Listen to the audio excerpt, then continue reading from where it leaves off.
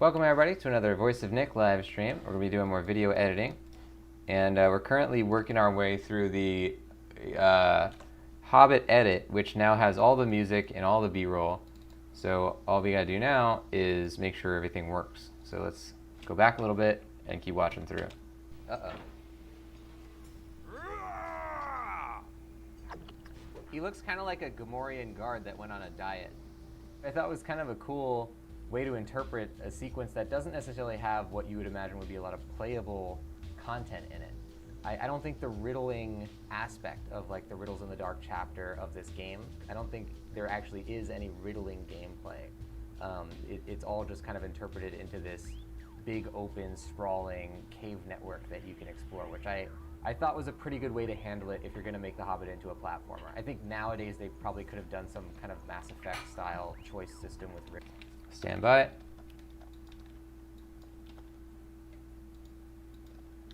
To interpret a sequence that doesn't necessarily have what you would imagine would be a lot of playable content in it.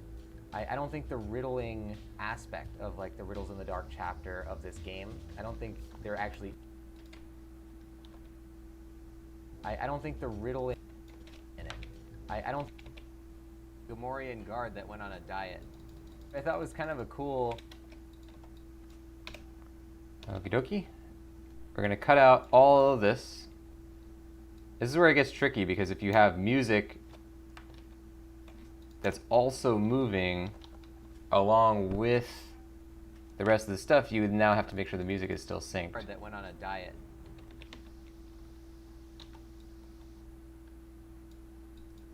On a diet.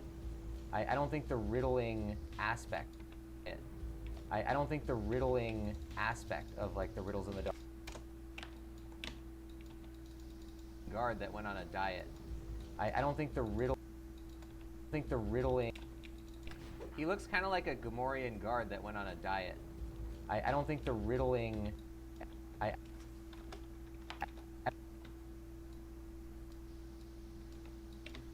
on a diet.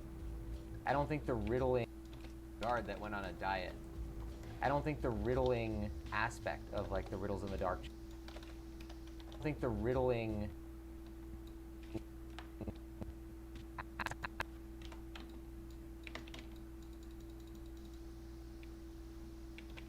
I don't think the riddling aspect of like the Riddles in the Dark chapter. Okay, perfect. Now let's go back and rewatch to make sure it works, because we didn't need that part where it came back to my face. It was kind of redundant. And caves underneath the mountains, and he's freeing like captive dwarves and taking down the goblin chain of command. Now please, open the gate. Oh, I'll open the gate. Uh-oh. He looks kind of like a Gamorrean guard that went on a diet. I don't think the riddling aspect of like the Riddles in the Dark chapter of this game, I don't think there actually is any riddling gameplay. It's all just kind of interpreted into this big open sprawling cave network that you can explore, which I thought was a pretty good way to handle it if you're going to make The Hobbit into a platformer. I think nowadays they probably could have done some kind of Mass Effect style choice system with riddles, but I don't know. I thought this totally fit the type of game they were making. My precious. Another thing that I thought was a really cool adaptation concept was when you go to Lake Town, you start to uncover this conspiratorial plot to take down Lake Town itself. Oh. Kill the runt. Wait, so that guy... There we go. Oh, welcome Echo Outer TV into the show. We're doing more video editing. Nice edit, thank you. Yeah, I think that was a... It's the hardest to make cuts at this point in the process, you know, because you get kind of attached to what you already had there. So it's like you have to try and stay detached. And I'm glad we caught that one, because that was a nice little chunk to take out there. And I think it made it tighter because we didn't have to go back to my face for it. It was when you go to Lake Town, you start to uncover this conspiratorial plot to take down Lake Town itself. Oh. Kill the runt. Wait, so that guy... Bush! What are the goblins doing in Lake Town? Was that guy like smuggling goblins into Lake Town? That guy's a serious enemy of the state. I don't think we were really aware of how much of a problem he was until now. Goblins trying to infiltrate Lake Town and people double crossing and everything. I thought that was a really cool way to also turn the Lake Town sequence, which you wouldn't think it would have that much potential gameplay opportunities. It actually does end up having a lot of really cool sequences within it. Thank you again, Bilbo Baggins. This town is in your debt. Good luck on the mountain, and perhaps one day we'll meet again. Going further down the line, you of course end up in Smaug's cave, and that is what you come here to see in The Hobbit. They actually turn it into a giant kind of labyrinth stealth sequence where Smaug is sleeping and you're trying to explore his cave and take all the different treasures and jump up on the chandeliers and go above him and below him and all this stuff. Like, it's very vertical. It's actually really tense because you're trying not to make a lot of noise. There's like a noise meter of how much you're bothering him while he sleeps so you don't wake him up. Despite the fact that Smaug is not really the finale sequence of The Hobbit, I think for most people, it is kind of the narrative high point of the book and kind of the most exciting part. And this game does it in a really good way. Uh-oh.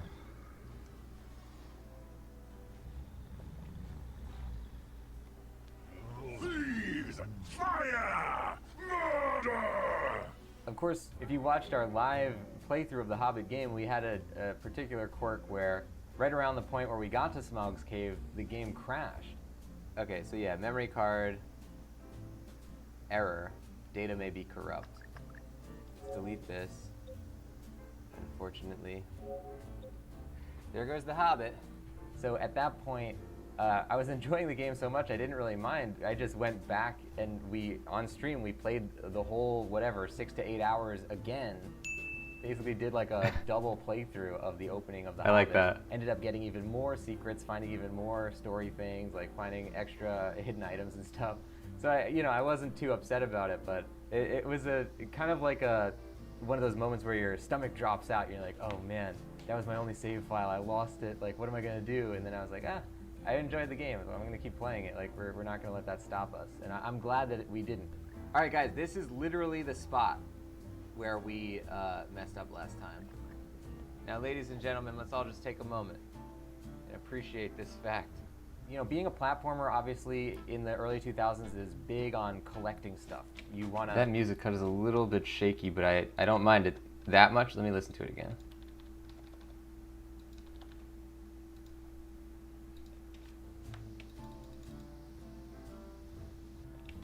It's like one frame off.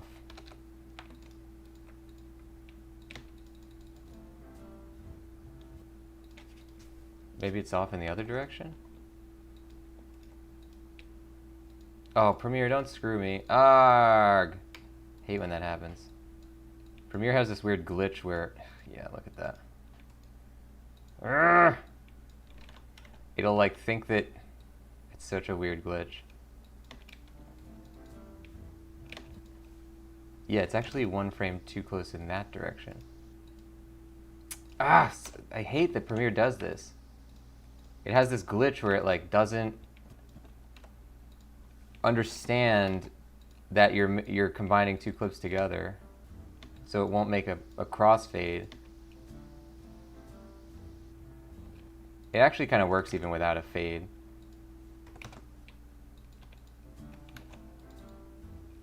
That's fine. Okay. Yeah, we had it one frame too early was the problem. Now, ladies and gentlemen, let's all just take a moment and appreciate this fact. You know, being a platformer, obviously, in the early 2000s is big on collecting stuff. You want to just collect everything you can. Collectathons is what they call them. And they sort of turn the Hobbit story into a collectathon, where the way that they handle it is actually really smart, I thought. You're collecting these diamonds all along the ground that they call courage points, which essentially, you know, as you get more of them, they fill up an XP meter, and then when you level up, you get more health bars on your character. That's pretty normal. But the way that the implications for the storyline, I thought were really smart. Like, as an adaptational concept, Bilbo, starting out in the Shire, doesn't have a lot of courage. That's the point of the Hobbit story. And as he goes further along in the story, as he does more adventuring and kind of exploring, collecting these courage points, then he's building up his actual courage within, you know, the scope of the adventure. So by the time we got to the end of the game, he was actually like super decked out. We were pretty big on collecting, so he like, you know, had like 20 different health bars. The screen was filled with health bars. We were able to actually get into combat and stuff. And like just the concept, the fact that they bothered to try and interpret The Hobbit so deeply into a collectathon game and just make the meaningless things that you collect into something that actually makes sense within the story of The Hobbit, I thought was, as a Tolkien fan especially, really, really cool. Oh my god, look at all those courage points. I just want to frolic in that field of courage points.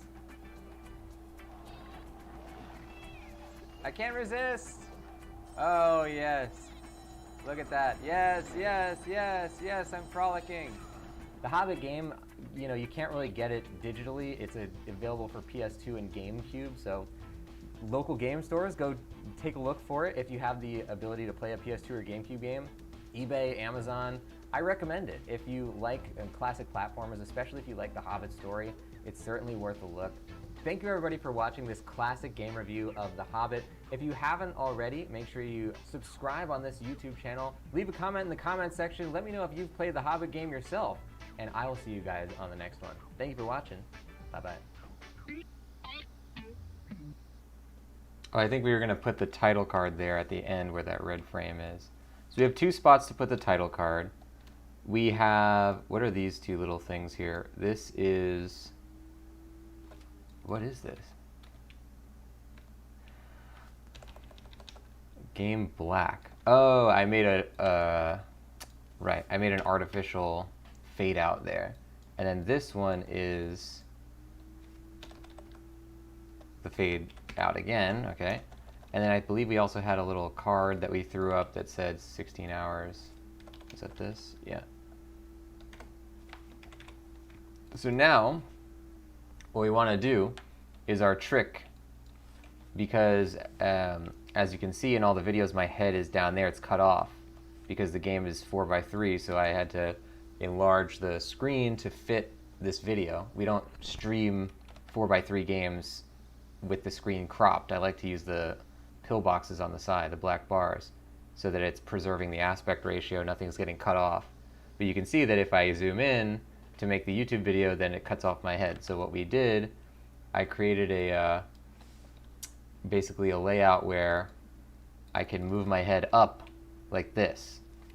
But the thing that we need to do is we need to redo the crop in Photoshop because there's a tiny little sliver that is still showing like a little white on there. But once we do that, then we're going to be able to show my head properly. I think we'll probably make it a little smaller too.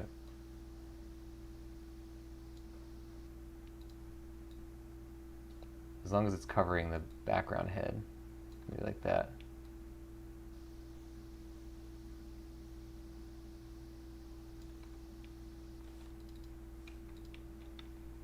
Okay.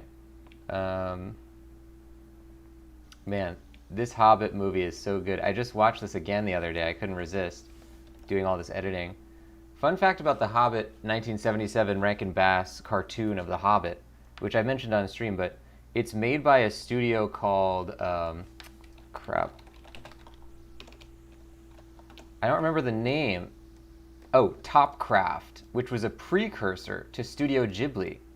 So the Hobbit Rankin Bass cartoon, this, from the 70s, is actually created by what essentially became Studio Ghibli, which did Spirited Away and Kiki's Delivery Service and all these great anime films. Because this movie was, it's like a, you know, American slash British movie, but it was animated in Japan. And it's got gorgeous animation. I don't want to show any clips because I don't think I'm allowed to show that. But yeah, really, really fascinating to see that that sort of became Studio Ghibli. All right, so now the TV head mat, which is the one that we use, okay. Original size. And what we want to do,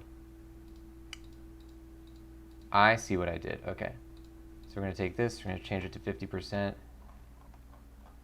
We're just going to chop off, you can see we have a little bit of white in this area here. So let's just chop off some of that.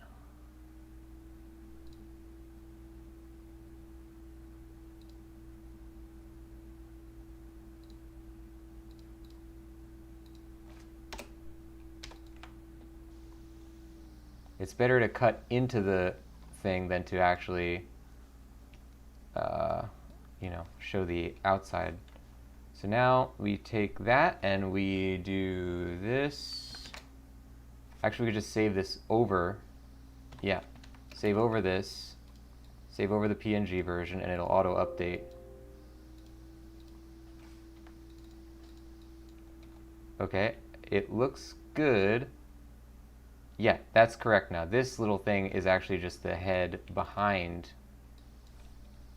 Right, it's not there in the actual thing. Good. Okay, so now we're just going to fine tune this so it doesn't have the head behind. All right. This is actually fine because the head is behind here, but you can't really see it. It might be based on the background that you can see it, but it's dark, so. Or maybe if I move the head down like this, then that's better. Yeah, that's good. So we're going to do this. My head won't be fully in frame, it'll be like partially.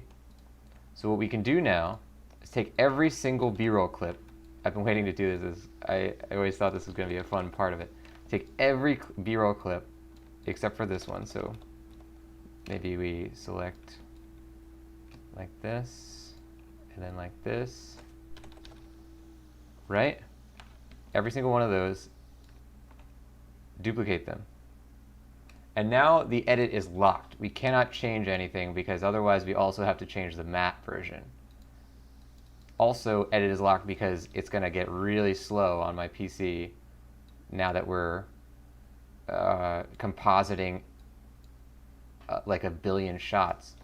So we're going to take this matte, paste it in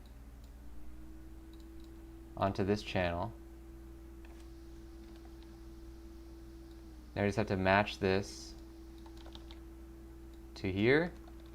We're going to put it here, and then we just have to basically put it under every shot with the TV head. And what we'll do really quick is we'll just do it on these to be sure that it works, and then we'll mess with it. So let's paste the attributes on this, put the matte and the motion, and then we have to change which channel the matte is on, because it's on V5 in this, so we have to, right, we have to tell it to go on V3. Right, and why is this different?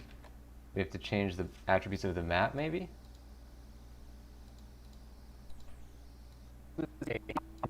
Oh, because we have to turn off the matte layer. Right.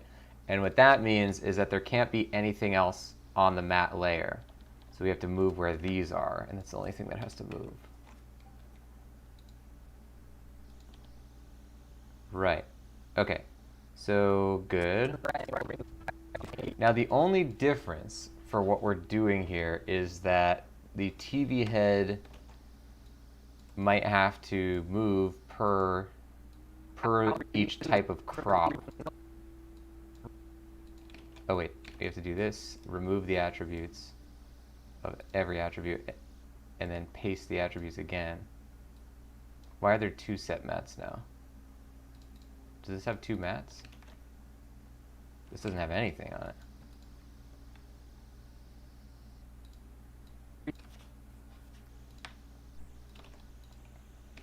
Right, because we have a different crop that's on the cutscenes than we have on the non-cutscenes. Okay, now this has to go to video 3. Good. Right, so then for cutscene ones, we're going to do it like this, I guess.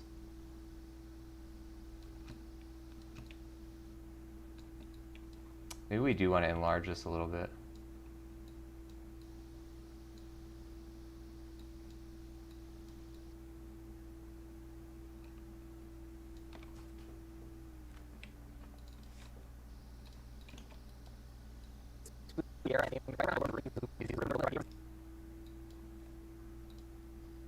Let's just see what it looks like for these. It might just work out. Yeah, it's fine. Right around the time the Lord of the Rings movies came out. Okay, we'll just keep the same crop for everything then. So now we just have to move the matte over to match, and then paste the attributes for the head.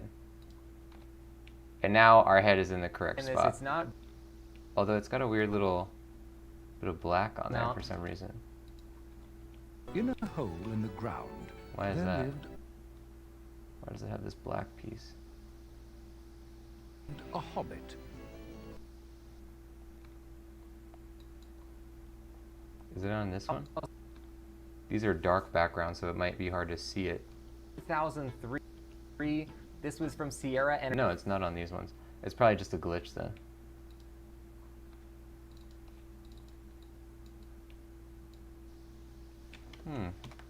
Maybe we can feather the mat. Use luminance. Maybe we'll say, oh, stretch mat? No. Composite.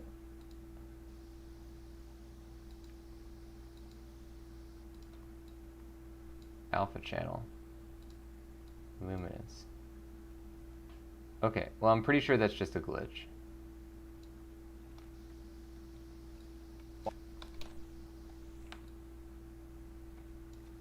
We'll restart Premiere to make sure, but even if it's not coming off, it's not that big of a deal.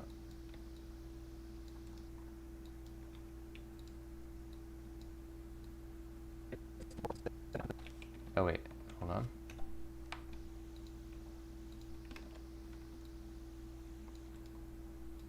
Paste it for this.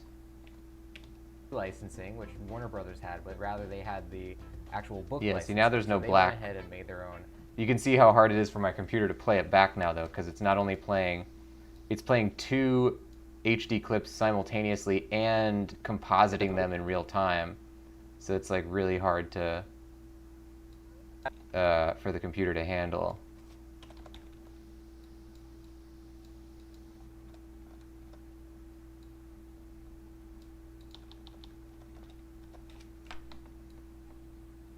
So that's why it's really important to do this in the proper order. Like the order of operations is such that you want to make sure to, only do it when you're done editing. Now, why is this opacity happening? Is this set to be put it on alpha channel?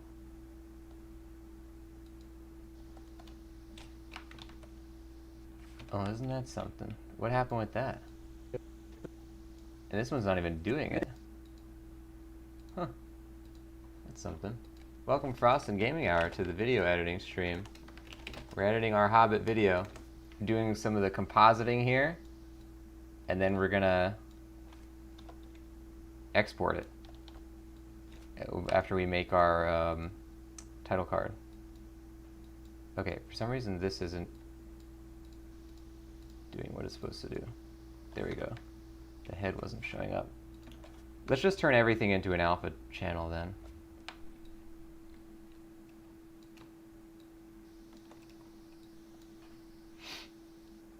So we're going to remove these.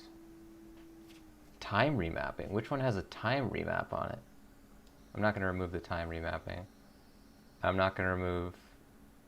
There's no way any of these have opacity things. So I'm going to paste our new attributes here, set the mat. Good. Now you just have to put the TV head mat underneath so that it knows what it's reading. Right. I think this is going to be better than just cutting.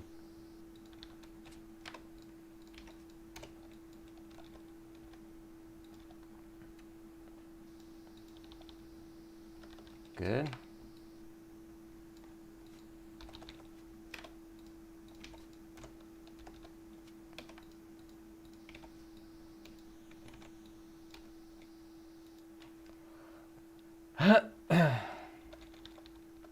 Okay, so now we go to here, and then go to here,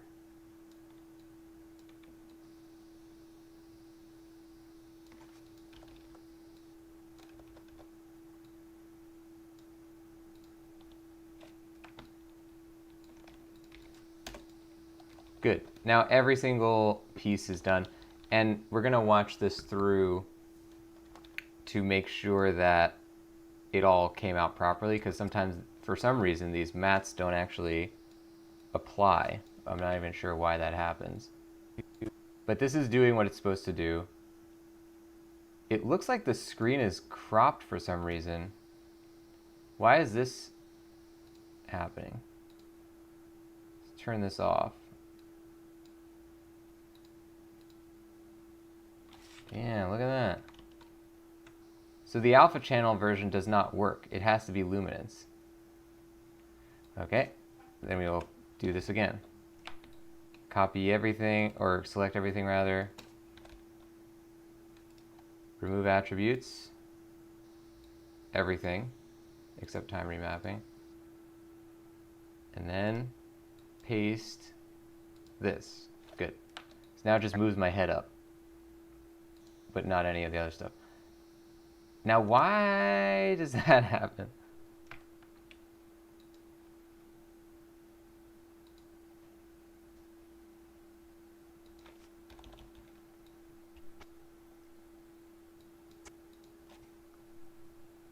Turn off opacity? If this is set to... Look at that. So for some of these, it's doing like a weird opacity thing.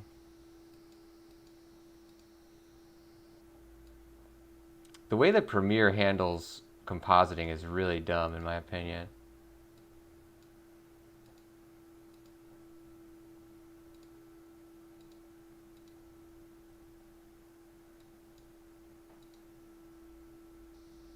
So if I tell it to not composite, what does this setting say? Composite matte with what? With original. I don't even know what that would mean. Essentially, it's just putting it in now. So, okay, let's do it again, where we take this, select every single clip, select these. We've had so many glitches with trying to just do a simple composite in Premiere.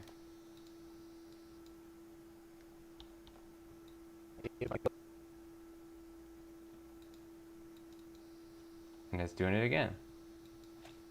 How is that possible? How could it be doing that?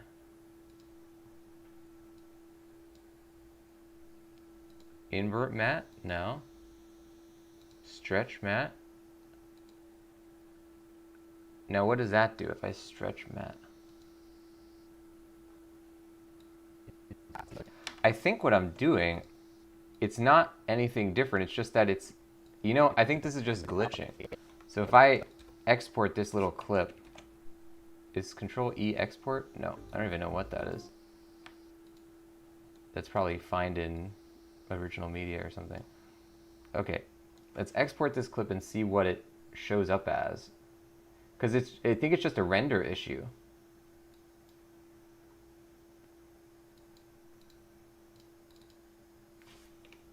Exports, tests.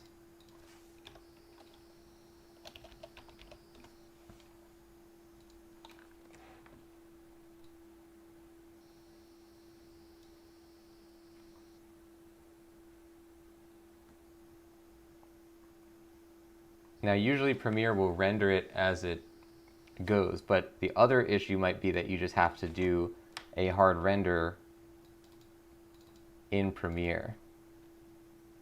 So you know this is showing up that way. So now let's try the other idea, which is render effects into out,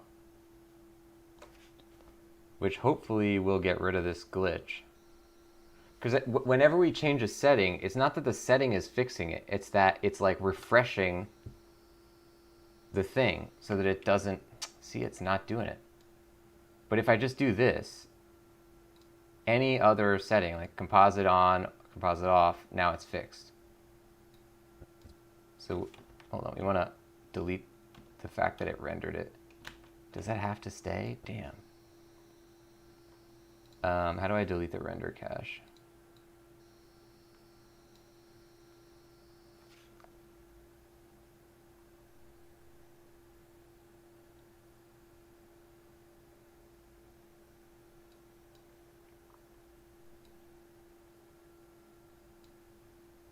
This is only deleting ones that are unused, though.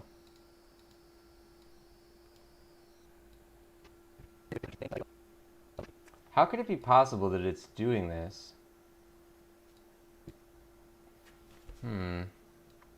See, now this one's not doing anything. This one's working. They're all identical clips, though. Unless they're not. Are some of the Hobbit clips... Hold on, let's check the ones that are giving the issue. And let's check what their properties are. This is 1280 by 720. 30 frames a second. Okay. Oh, wait. My other idea is toggle the proxies.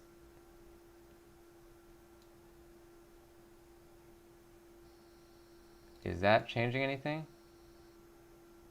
It is not. Okay, turn the proxies back on. Let's get rid of these in and out. So this one works, and this one doesn't. So what is the settings of this clip? Also 720, also 30 frames a second.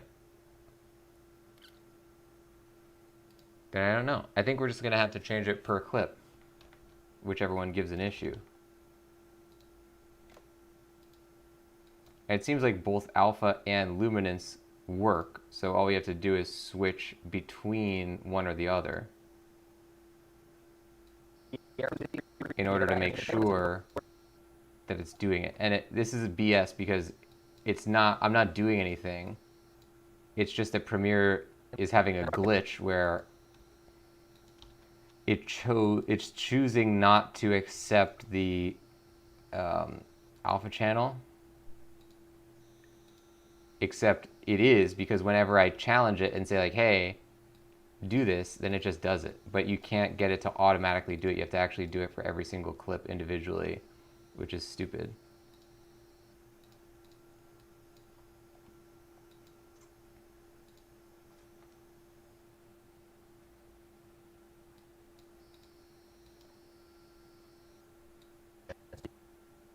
Pretty well in this. Yeah, because this is still full screen. It's not getting enlarged or anything. Okay, so let's make this full size so I don't have to scroll on it. We can get done with this pretty fast. This one's not doing anything. Change this to alpha. There we go. Well, as long as there's a solution for it, I think I will have to take a mental note to never do this again with a 4x3 game because it's really annoying. I guess I would just use a different NLE next time I cut one of these videos for a 4x3 game.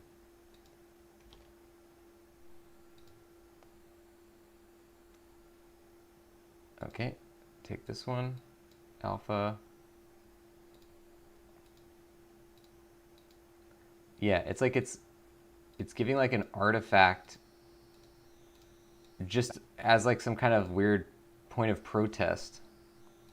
Like the software doesn't want me to do this, but it is possible in the software.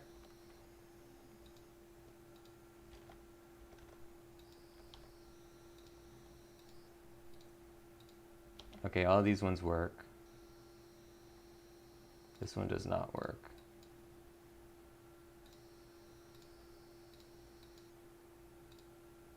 And it is very imperative now that we do not make any more cuts to the actual like edits in the video, because then it would take a whole lot of effort to change this, and if I even move anything within the timeline, we are not sure whether this will stick, whatever we're doing, because I'm pretty sure it's like a rendering issue. So like if we move them, it could totally reset all of them and we'll have to do this again. So we're just gonna do this, not move anything, and then never touch this project again. Export it and never touch the project again.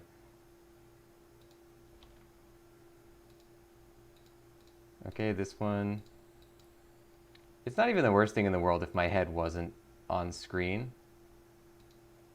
But I just think it looks weird that it's cut off. It definitely looks weird that there's like a ghosted second video on top though, so we don't want that.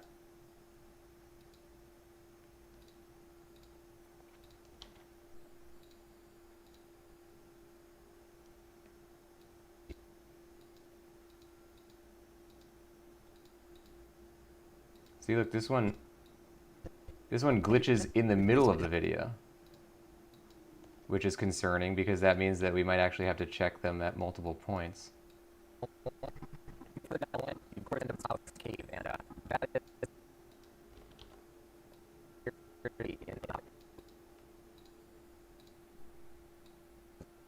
It's really just going to come down to us exporting this and then watching it through in order to know that it never glitches out. And the nice thing is that it's very easy to tell.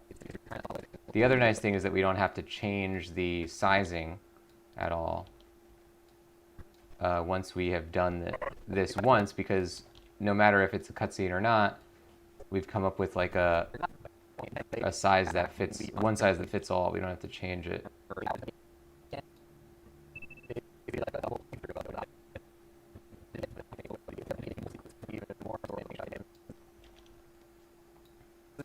Okay, good, good, good. Sometimes you can see the TV head poking out from behind the TV body, but that's not really an issue.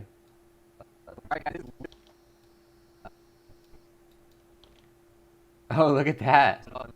I didn't account for that.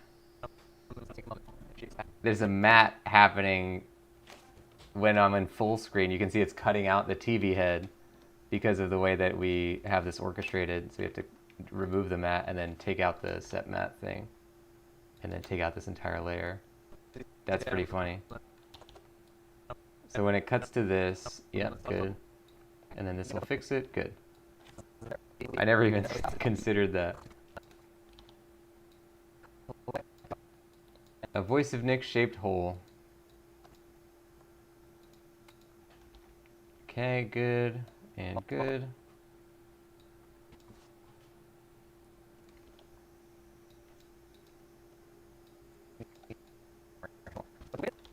This issue's not really showing up anymore.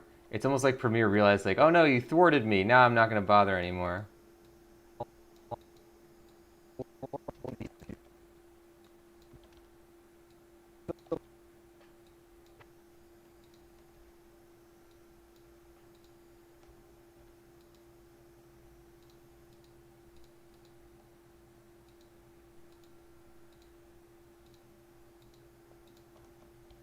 I love how during some of these cutscenes you can just see me like drinking coffee and looking off to the side and stuff. There's me drinking coffee. Okay, every single one of these done. Look how excited I am about Bayorn, because they didn't show Bayorn in this game until like the last 30 minutes. You don't, not even when, you know, when they're going to Mirkwood Forest, they don't even show Bayorn. Okay, everything there is done. The only thing left to do is to create the title card, which we haven't made yet. And after that, we export the whole dang thing. What does this say? It needs TV head moved up. That's done. Oh, baby. Look at that timeline. A lot of stuff in there now. A lot of red. This all means that it's not, that it's unplayable. Like that Premiere is telling you, like, you know, it's, you don't have to render when you do stuff in Premiere, but this means that it's like so unrendered that it can't be played in real time. So, project is getting ready to go. We are almost ready to export this baby, put it on YouTube. Guys, thank you for joining this one. If you don't know the channel we have on YouTube, we actually post all these videos on our YouTube channel. It's called Voice of Nick Vlogs. So you can go on YouTube and search Voice of Nick Vlogs. Give that a subscribe. All these videos show up on there. I'll post a link to it in the chat as well. We already have 6 videos on that channel that are edited on our streams. This is about to be the 7th, coming out soon, so keep your eyes open. I'll see you guys on the next one. Thank you for watching, and bye-bye.